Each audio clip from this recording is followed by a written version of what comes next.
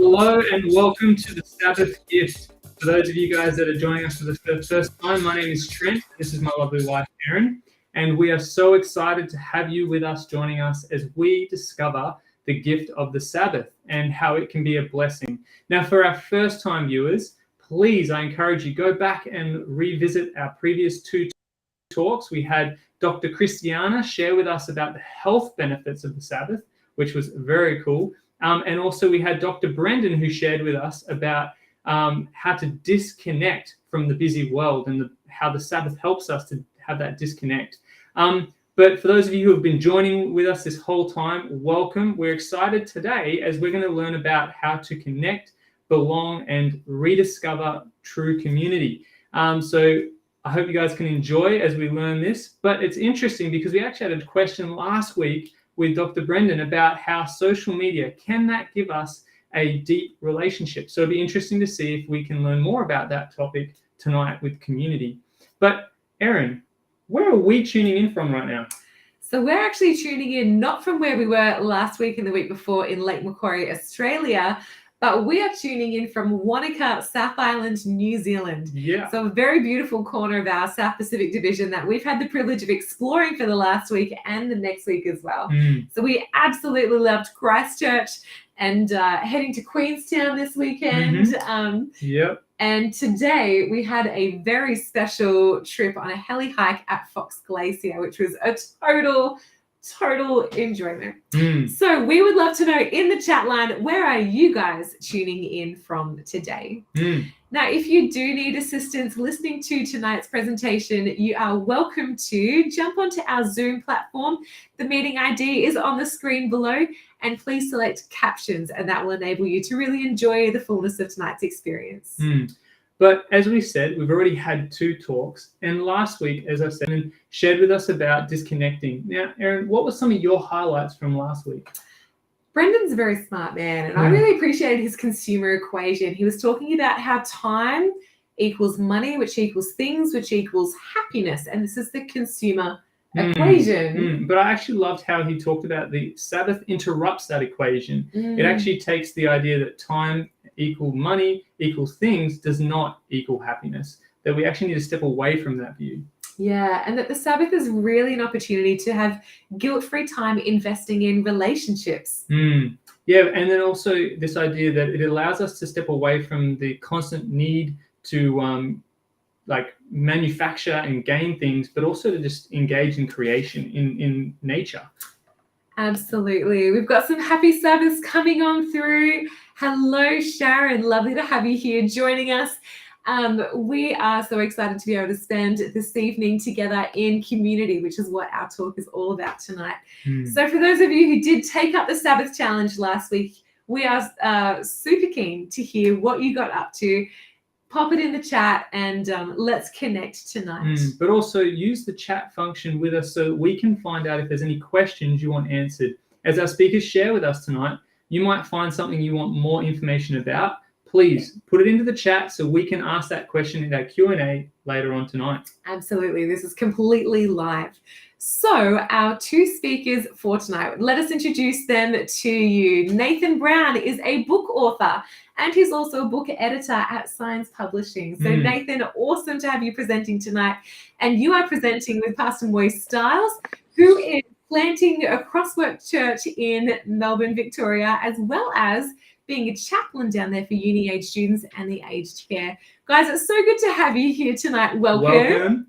Thank you. Thank you. It's great to be with you all.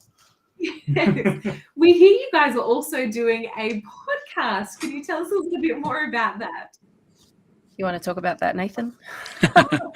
Well, we've spent lots of time talking together and even talking together for at least the notional idea that somebody else might be interested in listening.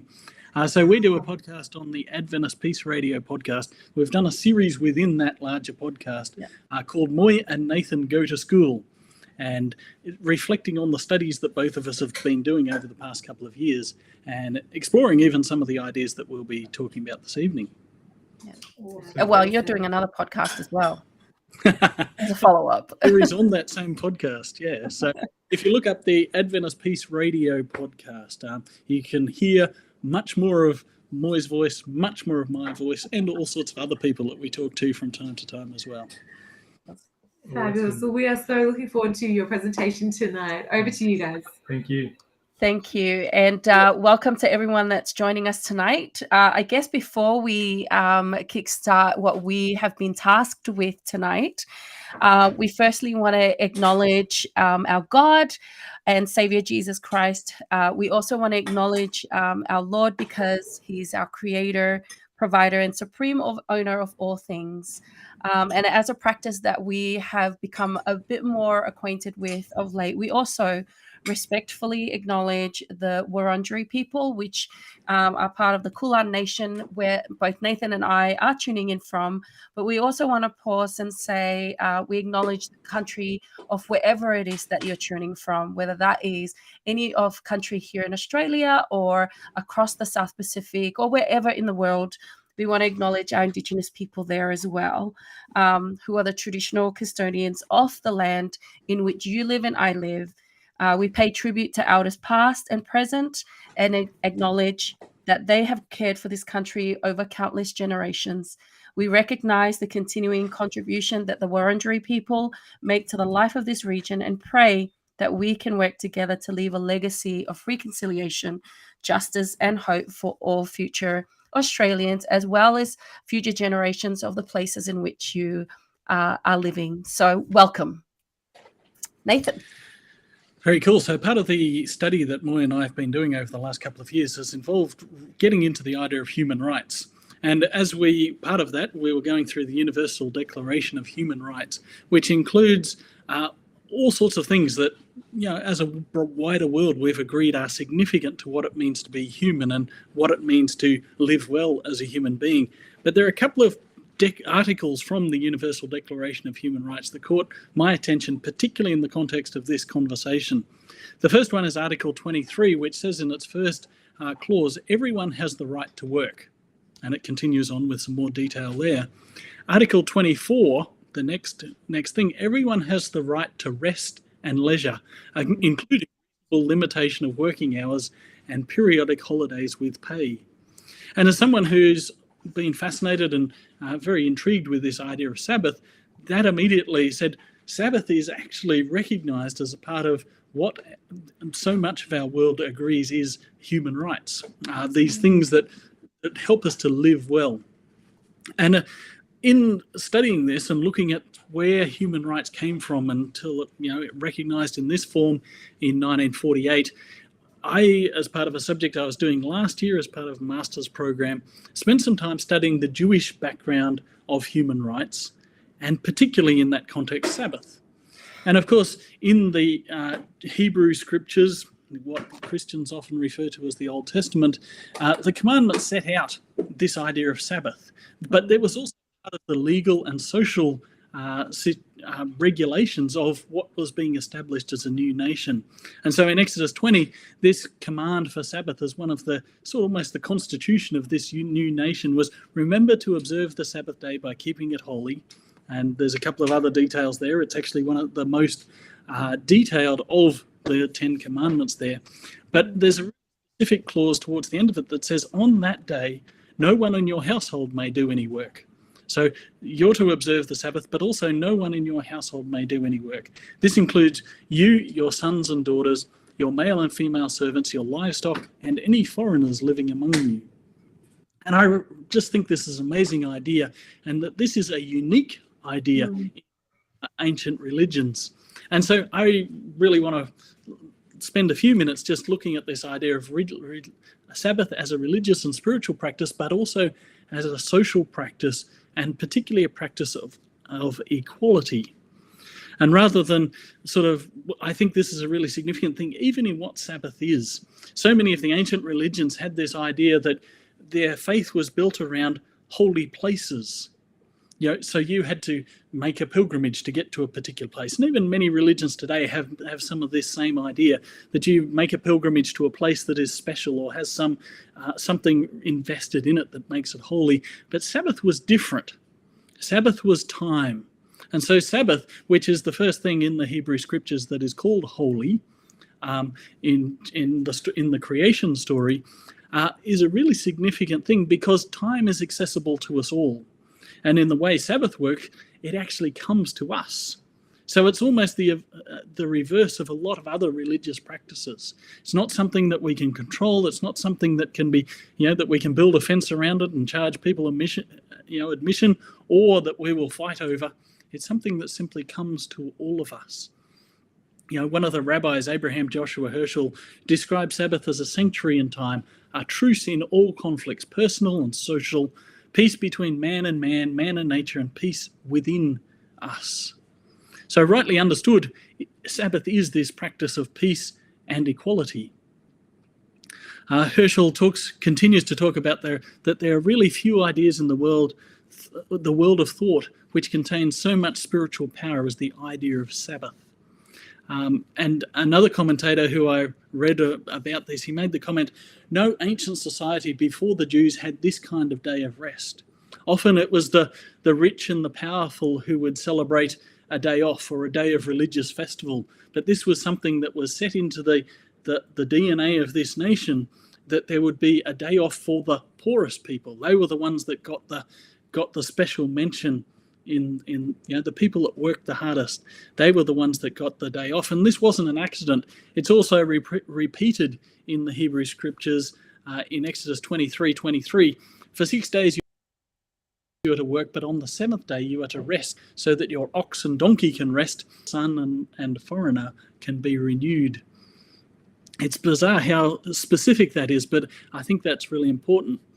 One author whose book I really appreciate, Sigve Tonstad, who wrote the book The Lost Meaning of the Seventh Day, says that there's really no parallels in other cultures for this Sabbath mandate. Describing the Sabbath, he explains that this commandment prioritizes from the bottom up and not from the top looking down, giving first consideration to the weakest and the most vulnerable members of society. Those who need rest the most, the slave, the resident alien, and the beast of burden, are singled out for special mention. In the rest of the seventh day, he writes, the underprivileged, even mute animals find an ally. And so this is a pretty significant kind of thing, and a unique. And I would actually say, from the study that I did and the paper that I ended up writing on this, that this was one of the earliest examples in all of world history that we can see a contribution to this idea of that there are human rights that should be respected for all people. In the Jewish thought, so much time it was often looked at the other way, that it was a responsibility placed on the people with power, the people that were the employers, to actually give their people a day off, as the Sabbath commandment puts it. But I think there's more to it than this, in that once a week there's this practice that would recalibrate the whole of society, something with greater practice of equality and benefits for other people. And so that while the work mandated for the other 6 days of the week is important, it is the seventh day that is transformative. And in turn, this must reprioritize and inform the work of the other 6 days. Quoting Rabbi Herschel again, in Jewish thought, all the days of the week must be spiritually consistent with the seventh day. The Sabbath is one day, but the spirit of Sabbath, particularly in this sense of equality, should permeate all our days. And it's an interesting thing that while it's often throughout history it was kind of rejected and then largely displaced amid some of the anti-Jewish sentiment in the early Christian era, Sabbath is an almost forgotten spiritual practice that could actually change the world and could very much change our communities and the way we live together as people. As another writer put it, the Sabbath is surely one of the simplest and sanest recommendations any God has ever made. Over to you, Moy.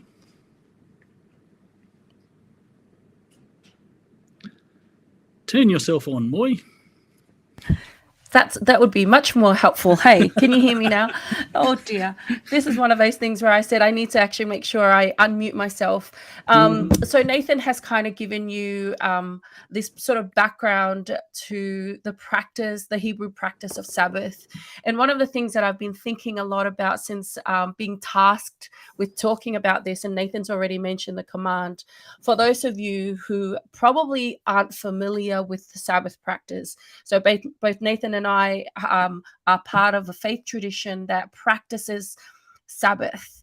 And one of the things that I have grown up really appreciating is being able to stop on Sabbath. And Sabbath, in the command that Nathan was talking about, I have grown up with this idea that it's, you get to bring people together. We do the whole worship thing. But one thing that I have really appreciated in the depth of Sabbath for me over the last few years is how Sabbath actually connects the weary, the sick, the oppressed to God and also to community. And I guess that's kind of the topic for tonight.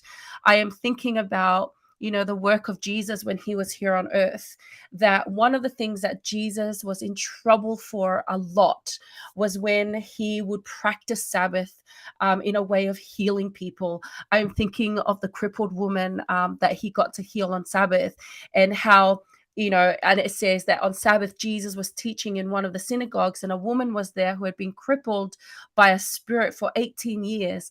And she was bent over and could not straighten up at all. And when Jesus saw her, he called her forward and said to her, "Woman, you are set free from your infirmity." And then he put his hands on her, and immediately she straightened up and praised God. There was this healing thing that took place, and it was one of the very core things that Jesus did on Sabbath. But the reality is, not everybody were happy with the fact that Sabbath became a healing space for Jesus. And it's interesting that they actually said to Jesus, you've got 6 days to work, and yet you're healing on Sabbath. That's not to be done. And I love the way that Jesus answered, and he says, and this is quite a rebuke of them, and he says, "You hypocrites.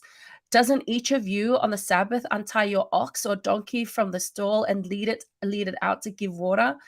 Then should not this woman, a daughter of Abraham, whom Satan has kept bound for 18 long years, be set free on the Sabbath day from what bound her?" And I've been thinking about this idea on how Sabbath is a time, as Nathan has mentioned, not only in an ancient practice, but it's also a practice of healing. It is a time where, we bring so much to this day, and whatever infirmities that people have, Jesus taught that it is okay to expect that there is a healing that comes from this gift. And it is a gift that is given to all people, and it is a connecting point. Another part of the Gospels, I guess the sacred texts that Christians have used and we use as a way of teaching and for us in learning from, as far as this idea of Sabbath. In Luke 14, 1-6, again, Jesus was at dinner in one of the leaders' homes, and there was a man there whose arms and legs were swollen. And Jesus asked the Pharisees and experts in religious law, and he says, "Is it permitted in the law to heal people on the Sabbath day or not?" And when they refused to answer, Jesus touched the sick man and healed him and sent him away. Again, one of the things, and I didn't grow up with this idea because, and I don't know why I didn't grow up with that, but one of the things I have really appreciated more and more as I have grown in a deep gratitude and an appreciation for Sabbath is this idea that Sabbath is so much more than what we give credit for.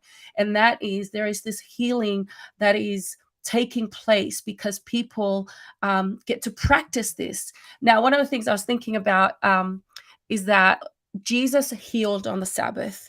And I wonder if people, when they practice Sabbath, whether there is this expectation that healing will take place as part of this practice. And I wonder if we actually understand that as part of this gift, that this is the kind of thing that Jesus and God can actually do, not only for our physical being, but also in our emotional, our psyche, and all that is made up of being human. What is it that that is needed in the healing space for all of us? Another one of my favorites is found in Luke chapter 6, verse 6-11. Again, on another Sabbath day, a man with a deformed right hand was in the synagogue while Jesus was teaching. The teachers of religious law and the Pharisees watched Jesus closely.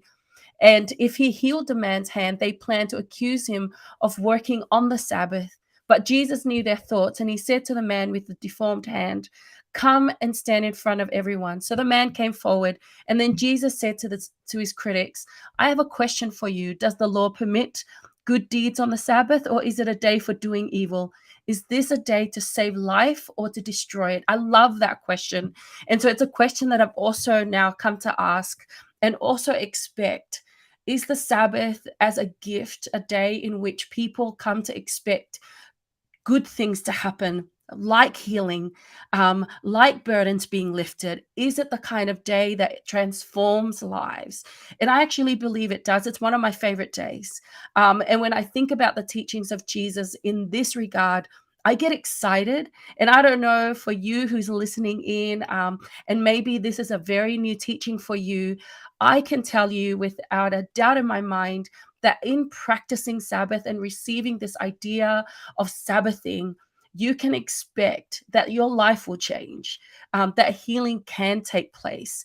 Just in conclusion with this thought on the teachings of Jesus, I think that Sabbath as a gift is good news to the sick.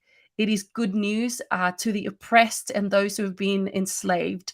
In Matthew chapter 11, verse 28 to 30, and I love this version from Eugene Peterson. And this is the context of Sabbath. And the question is asked, are you tired, worn out, burnt out on religion? Come to me. Get away with me and you'll recover your life. I'll show you how to take real rest. Walk with me and work with me.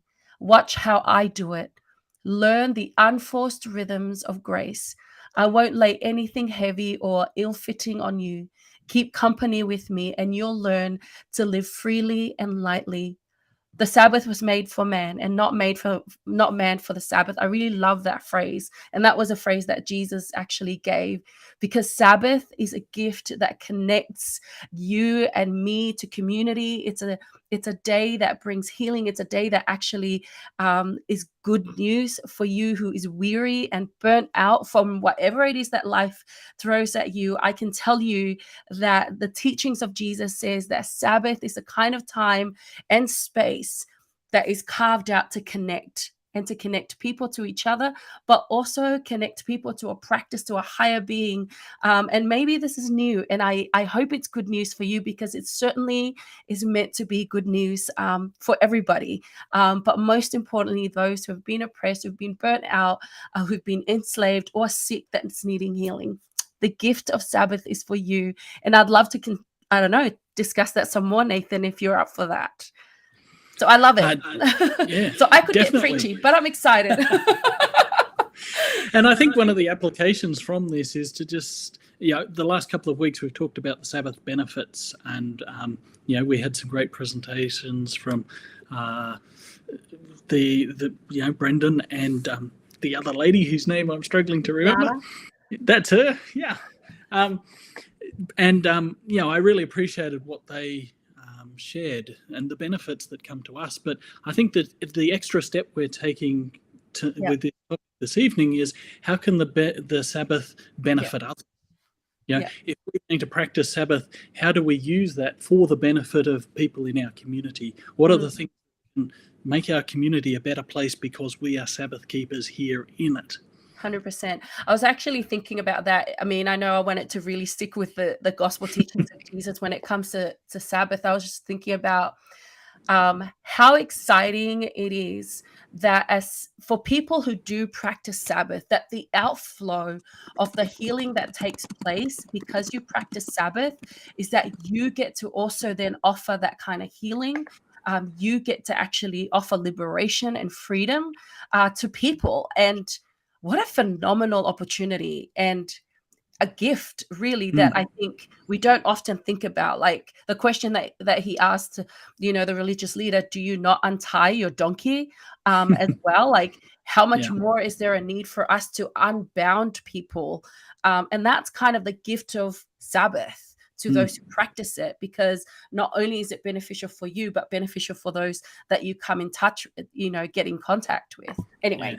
So the people that we have some kind of influence with, that we interact with through the week, day by day, whatever that might be, how can we use our practice of Sabbath to be a gift to them?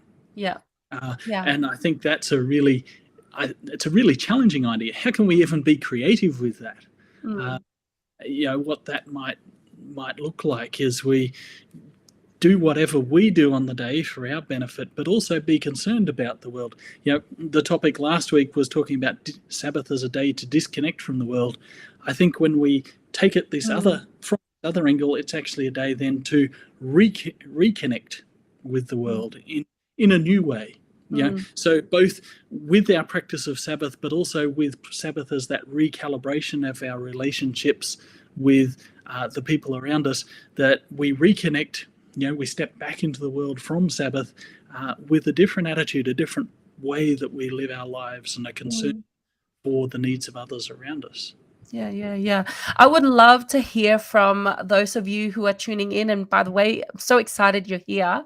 What are your thoughts on this idea that Sabbath brings healing, but also not only for us who practice, but we have an opportunity to bring healing to others? Like, what are your thoughts on that? Would love to hear.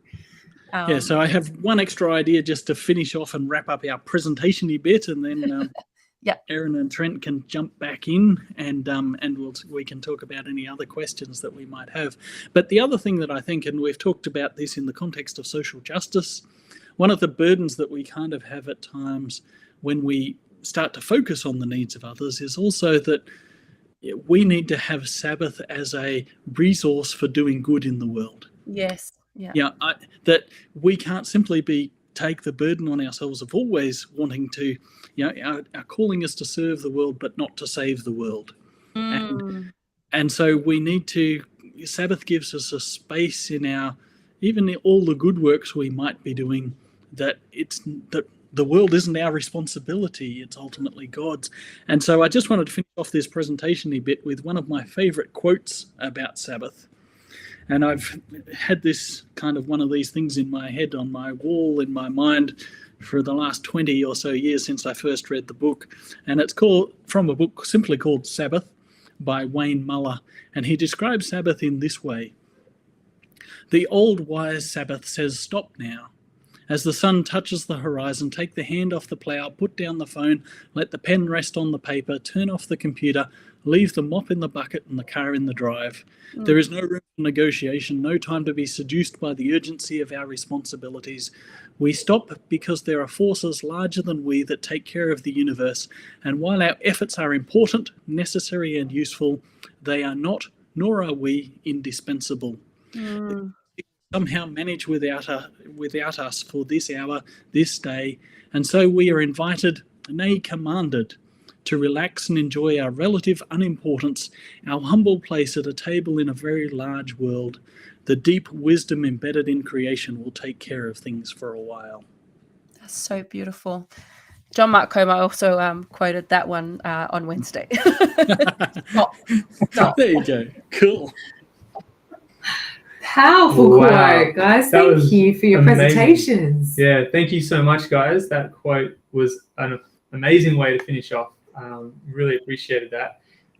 But we also had some amazing interactions in the chat. We did. I'm just going to show a couple of them now that came through as you guys were talking. We didn't want to really throw you off in your presentations, but we just want to do a big shout out to these guys. So good to have you joining here. And we'd love to hear from you who are listening. How does keeping the Sabbath benefit your community?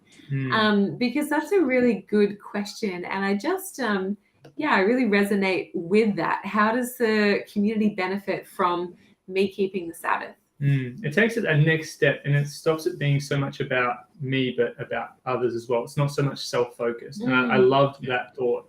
Really appreciated that. I also love the social justice idea and how it's a human right, the Sabbath. I thought that was a really cool approach. I'd never thought about it like that, and really appreciated that idea. And that in saying to keep the Sabbath, God was protecting the underprivileged, the vulnerable, and even the mute animals. That those who couldn't advocate for themselves were protected by this commandment. That God goes beyond, like he was unique to his time. Like in that time of the Israelites, there was no other God that would do those sorts of things or make those kind of statements for these people and care about the the ones that couldn't look after themselves. I really loved that you brought that forward, how much God cared for everyone else. And Moy, that powerful paraphrase of the Bible text where it says, learn the unforced rhythms of grace, that in fact Sabbath is a healing gift, that it's something that blesses. It's not a task, not a list of don'ts, but in fact a list of do's and a gift and a benefit. So just gorgeous. What was the Bible reference for that text that you read that's out? Matthew. Yeah, the Matthew 11:28-30. It's the one where Jesus talks about like, my yoke is easy. And I guess this is a paraphrase from Eugene Peterson about, and I love that idea of the unforced rhythm of grace. I think it's just, And in that way, I think Sabbath really is a practice of grace because it simply comes to. And I think that last quote as well, that, and even what I took, the contrast we made between holy places and holy time, is that I really like, the practice that I grew up with of Sabbath simply starting at sunset. It's not a time finished. It's a time that says it's time to stop. You don't wait till you ask. It just happens to you. And at our best, we pause and acknowledge that perhaps, and it changes the kind of time we're inhabiting. But in a big picture, it's something that is so accessible. Wherever you are in the world, you know that on that day on the calendar when the sun sets, that you're in a different kind of time. And particularly in Abraham Joshua Herschel's book, The Sabbath, he spends a lot of time talking about that privilege and the palace in time kind of idea that we simply get our this week by week. It's a great image. There's a beautiful comment that's just come through the chat and really talking about the need to look forward to the Sabbath all week. So it's not just something that comes and bookends the end of the week, but it's something that you're anticipating and looking forward to and planning for. I know growing up, we were often cleaning the house on a Friday afternoon to get ready for the Sabbath and cooking and all that kind of thing. So there was a real anticipation. It's like looking forward to Christmas, really. I also loved how you were talking about the Sabbath state of mind and about equality and the gift that it can be for how can I be a gift to my community kind of thing, but that it's a mindset that needs to come not only just on the Sabbath, but something that we can carry through the entire week. It's not just a one day, but 7 days. I really appreciate it. I was just thinking it's the outflow of our Sabbath practice, really, that the seventh day healing and the seventh day connection and the gift that Sabbath is experienced by, through that 24 hours actually then is practiced throughout the week. And I think it's the gift that keeps on giving, really. Yeah. And you can imagine even in the Sabbath commandment, that picture of if you give your, in that kind of old ancient thing, you give your animals the day off, you give your servants the day off, because that's what you were told to do. It's how you relate to those people and those animals even on the next day when you get back to work. It's a transformative. It transforms all our human relationships and interactions in that way. On that, I have a question for you guys. Just want to jump into a question. I know you guys answered a lot for us with your own little Q&A, but there was a question: if the Sabbath is a human right, something that we are all welcome to and should all be able to have, what are some practical ways we could equip someone who has a boss that doesn't appreciate the Sabbath or doesn't look at it as being something that is a right to everybody, for them to approach their boss and say, hey, I want to start keeping the Sabbath? Do we have any way that we could help them? I mean, one of the things that I think is great here in Australia is there's actually a huge respect for religious rights. And so that is one of the things that Australia actually respects. So on one hand, that's the easiest thing. That's the easiest route you could go in. But the other one is Australia also as a community and society appreciates well-being, and Sabbath practicing is a well-being necessity. Just from that alone, just off the top of my head.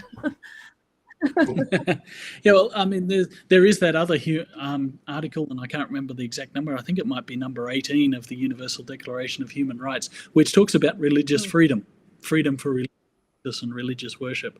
And so that is a part of the human rights equation as well. That's something that I know our faith community has been a significant champion for in different places around the world. So that's, I think, something really significant, and something that we should be alert to and concerned with. And certainly if there are people facing those challenges, there are people that specialise in that kind of advocacy and that kind of lawyering that if it needs to go far. So there are places that you can get advice if that's a particular challenge that you're facing. Cool.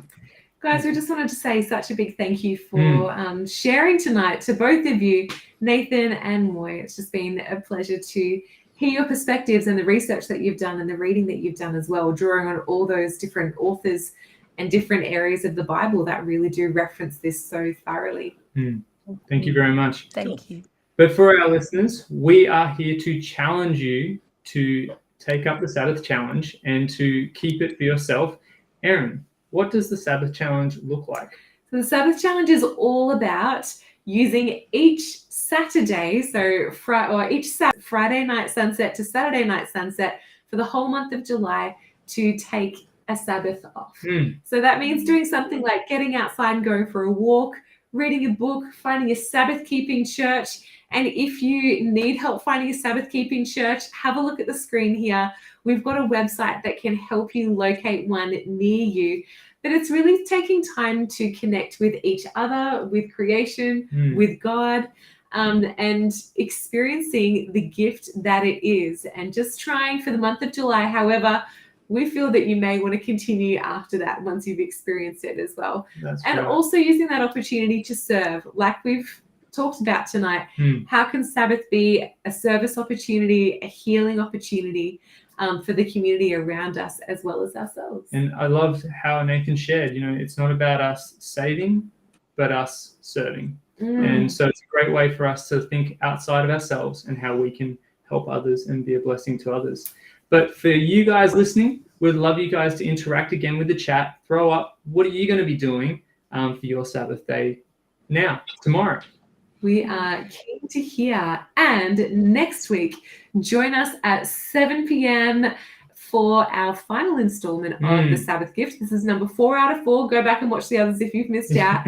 But Pastor Robbie Bergenin, who's on Faith FM, he's going to be sharing with us about Sabbath and the Bible. So the spiritual purpose and practical implications of keeping the Sabbath. So we are really looking forward to that next Friday night at 7 p.m. as well. So we look forward to seeing you all there. And we once again just want to thank Moy and Nathan for your time and for your talk. Thank you so much, guys. And we hope you all have a blessed Sabbath.